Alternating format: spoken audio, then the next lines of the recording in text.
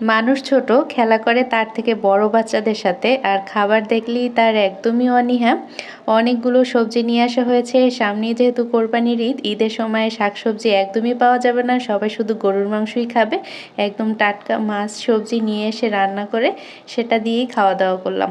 আসসালামু আলাইকুম, কেমন আছেন সবাই? আলহামদুলিল্লাহ আমরা ভালো আছি। তো আশমিরা বসে খেলাধুলা করছে। বয়সে সে ছোট হলেও সে হচ্ছে বড় বাচ্চাদের সাথে খেলাধুলা করতে বেশি পছন্দ করে, সবার সাথে মিলে খেলা করছে।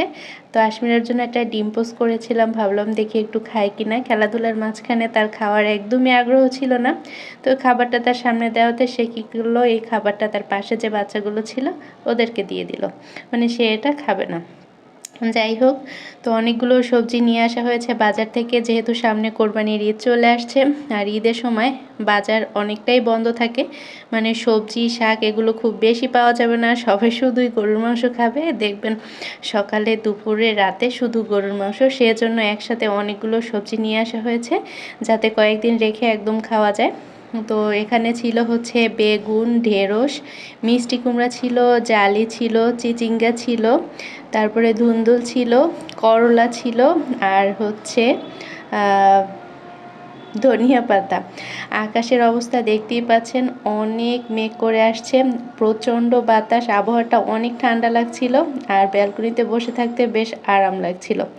ডিমওয়ালা ট্যাংরা মাছ নিয়ে আসা হয়েছিল, সেটা দিয়েই আজকে রান্নাবান্না হবে। আর এখানে হচ্ছে ঢেঁড়স ভাজি করছিলাম, মাঝখানে একটা ছোট্ট করে আলু কুচি করে দিয়েছিলাম।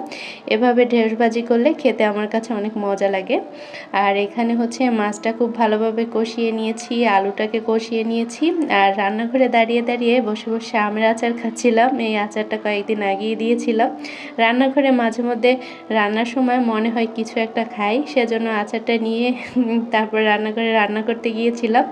মশলাটা কষিয়ে তার মধ্যে হচ্ছে সবজিগুলো দিয়ে দিলাম। এরপর সামান্য একটু ঝোল দিয়ে উপর দিয়ে ধনিয়া পাতা ছিটিয়ে নেড়ে চেড়ে তারপর এই যে রান্নাটা কমপ্লিট করে ফেললাম। একটু ঝোল ঝোল রেখেছিলাম। তো তারপরে আশমিরাকে নিয়ে খেতে বসে গেলাম। আজকে রান্নাবান্না ছিল ঢেঁড়স ভাজি আর ট্যাংরা মাছ দিয়ে ধুন্দুল আর হচ্ছে আলু। এই রান্নাটা বেশ মজা করে খেয়েছিলাম, আর ঢেঁড়স ভাজিটা আজকে অনেক মজা হয়েছিল। আশমিরা আর আমি বসে বসে খাচ্ছিলাম আলহামদুলিল্লাহ। আর বাইরে আজকে অনেক ঠান্ডা ছিল আবহাওয়াটা।